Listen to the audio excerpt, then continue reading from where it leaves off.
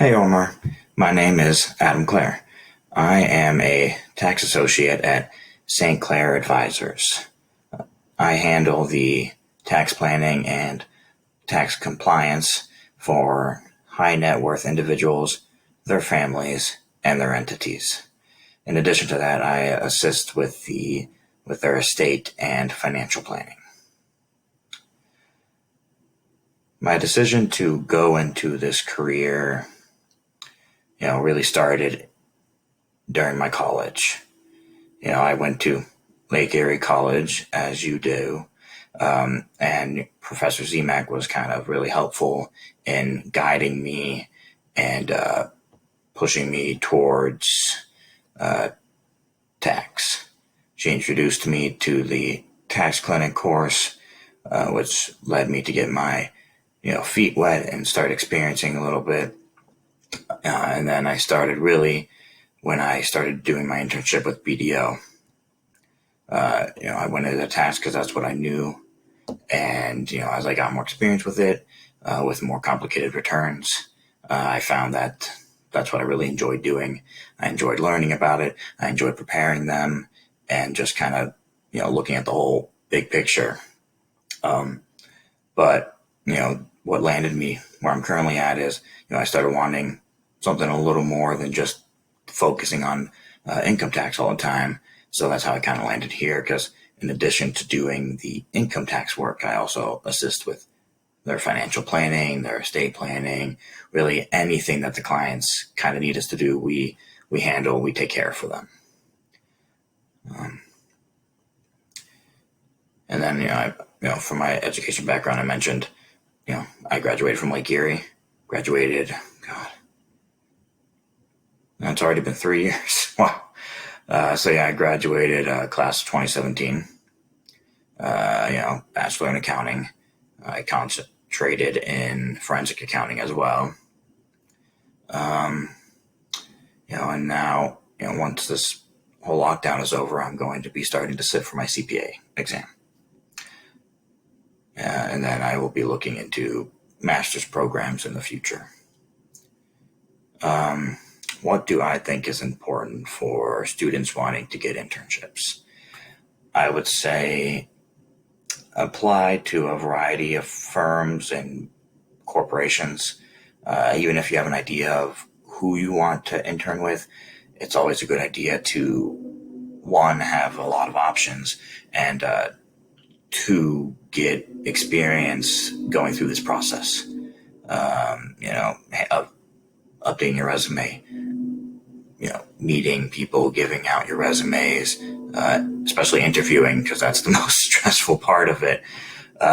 Because this won't be your first time, and it's good to get experience with that and kind of see what other firms are doing, so you can kind of compare and contrast and really see what's out there. And in addition to that, I would say don't be afraid to go out of your comfort zone. So I chose to go with a tax internship because that's what I knew. But don't be afraid that if there are no tax internships available, it might still be okay, a good idea to go get an audit internship, or, go get some experience in private company as well. Now is the time to go out, get that experience in a variety of different areas, really try to figure out what you want to do. Because you really don't want to graduate, go into tax, and then find out, 6 months down the road, a year down the road, that, this just isn't for you, doing this full time for the rest of your life. So, getting out of your comfort zone, experiencing all those different areas of accounting, that'll really help you kind of decide what you want to do once you graduate. Because I can assure you that freshman me was not planning to go into tax when I graduated.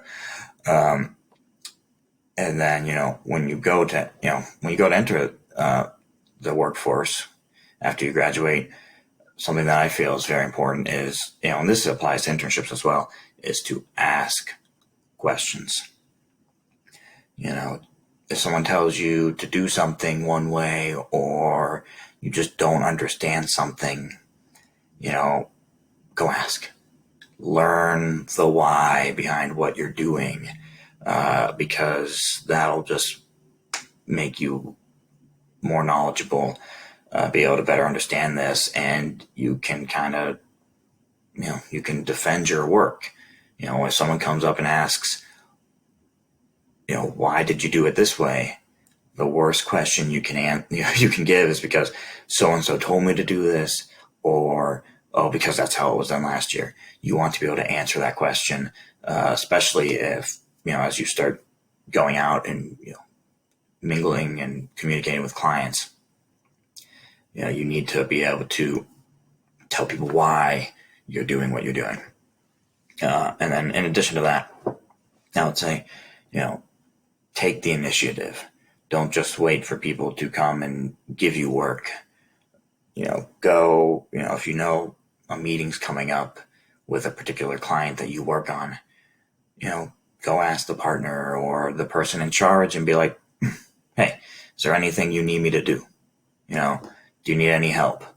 Because, that shows a lot, because it shows that you're thinking, you're looking ahead, and you're not just taking things as they're being given to you. You're looking ahead and you're deciding, you're trying to think what needs to be done. What do people need? And that, applies more than just actual work. Like a lot of, what I do a lot of times is, I do a lot of research, and I keep an eye out for new tax laws, rather than waiting for those to be passed and other people to come up with these summaries. I go out and, I try to keep track of these things. I go and I actually read the bills. I try to get an understanding of them first. Then I go and I speak with others and make sure, hey, I'm understanding this correctly, make sure I didn't miss anything, because that really, that shows a lot, especially because, my firm has been very, very happy that I've been doing that, because, I keep them informed, and, just it really helps you progress. And then I would also say, don't be afraid to say no. I think oftentimes when you first start out, you want to prove yourself to everybody.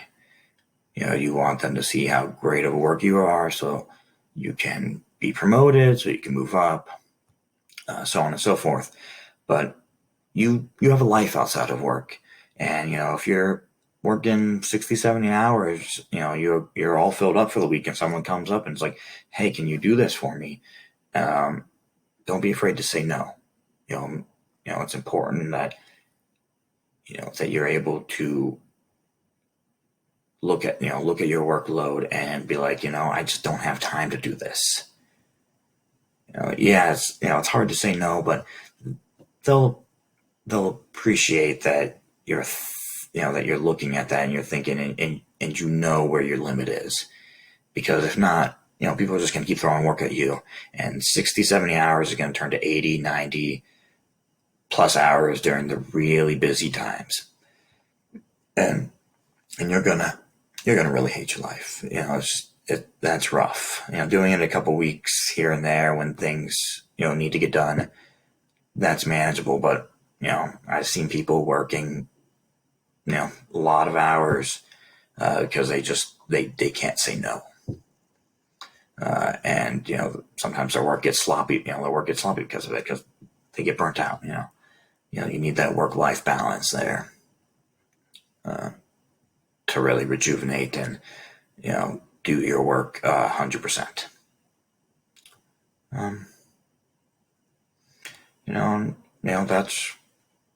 That's all the advice I really have. It's been a pleasure answering all these questions, and thank you for reaching out to me. I hope that this has been helpful. And if you need anything else in the future, you have my email. You're welcome to reach out to me and ask questions even outside of this project. So, I hope you have a great rest of the semester. And if you're not graduating yet, great, rest of your college career. Have a good one. Bye.